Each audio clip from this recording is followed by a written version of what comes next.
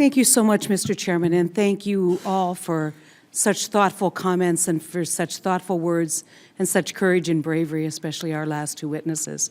I think everyone here who frequently spends a lot of time on their smartphones during testimony sat and really listened, and really you moved us all. Thank you so much for your courage and for the fact that you're survivors, and as survivors you're willing to provide testimony as to the horror and as to the imperative that we all as good people need to engage.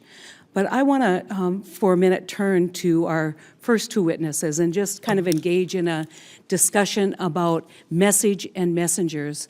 Doctor, I was fascinated by the work that you've done, basically parsing kind of the perversion and responding to the conversion of Islam, or the perversion of Islam that is being done by these radical groups. And obviously, having met with people who have been radicalized, have a pretty good sense of, what messages could we deliver that would actually make a difference, especially in this country, when now I think our greatest threat is radicalization of young men and women or American citizens. We've seen that now twice.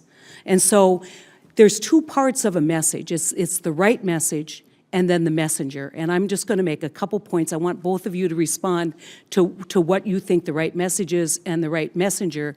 And I want to know if you're familiar with what the Department of Homeland Security is doing today to try and provide a counter message and offer any advice to us as we review that in our role of oversight. And that'll be the last question I ask, and like that you both split up your time.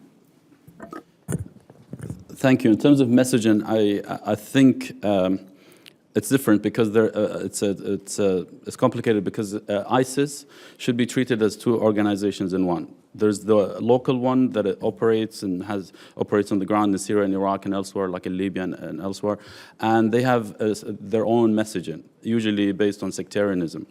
And there's the international one, which is very close to Al-Qaeda. They, in fact, are trying to recollect and regather the dispersed networks of Al-Qaeda that were basically dispersed after the terrorist attacks of 9/11 and the campaign against it. So they're trying very hard to do that in Europe, in the United States and elsewhere, but also in North Africa.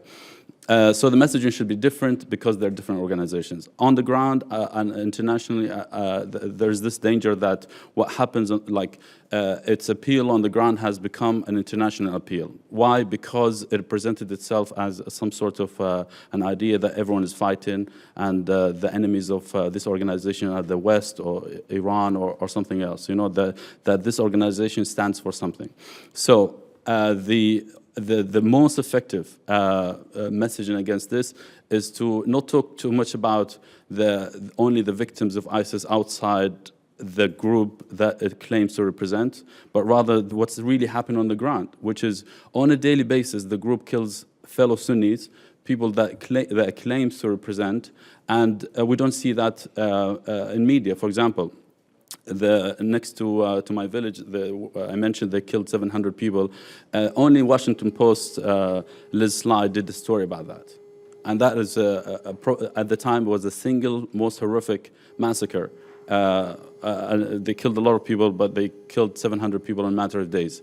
That needs to be the message that, look, this is not an organization, not a sectarian organization, not an organization that represents a sect, or it's not an Islam versus the West. It is a crazy organization, extremist organization that recasts itself in religious terms that the people of that faith rejected. And that needs to be hammered again and again. As far as messaging, I think there needs to be an unequivocal counter-narrative from Muslim religious leaders. No wishy-washy stuff, no, well, maybe there's 5 opinions on that. There's yes, no, black, white. There's right Islam, there's wrong Islam, period. What I've been trying to do in our organization in Word is I conduct a monthly traditional class we call al-halaqa, and I try to take one of the concepts that organizations like ISIL uphold, and I try to deconstruct it in a very detailed way. And my goal, obviously the audience is primarily Muslim, but my goal is for young Muslim people to understand why it's wrong, why there's a perversion in their thinking. Not that I'm saying I'm the example, but I think that kind of effort is what we need more of.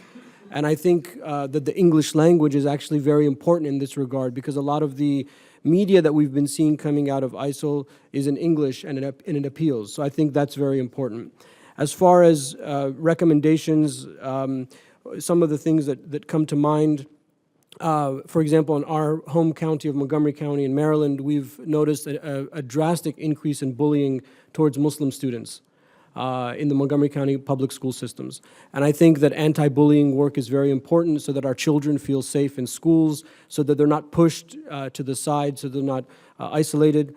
Also, in our organization, we work with helping refugees resettle, and I think those type of services are very important so that people like Subhi, Nadia, others that are coming as refugees, they have something to plug into, so they're not left to drift in the wind. So those are some of the things. And sorry, one last thing. I think that media training for Muslim leaders abroad is also very important. And I think there's a lot of good people. There's a lot of, I can't remember who we were talking about earlier. There's a lot of good leaders that are making the right argument, but they need to know how. You can't write a 40-page legal opinion and expect that to be trending on Twitter. It's just not going to happen. And when I told my teachers that, they're like, well, what we're saying is the dumbed-down version of what our teacher said. I said, okay, we have to stop the humility thing, and we have to be smart about how we inject this message into the media, because there's a certain way that media works. So media training, I think, is very, very important, social media, that kind of thing, for leaders abroad.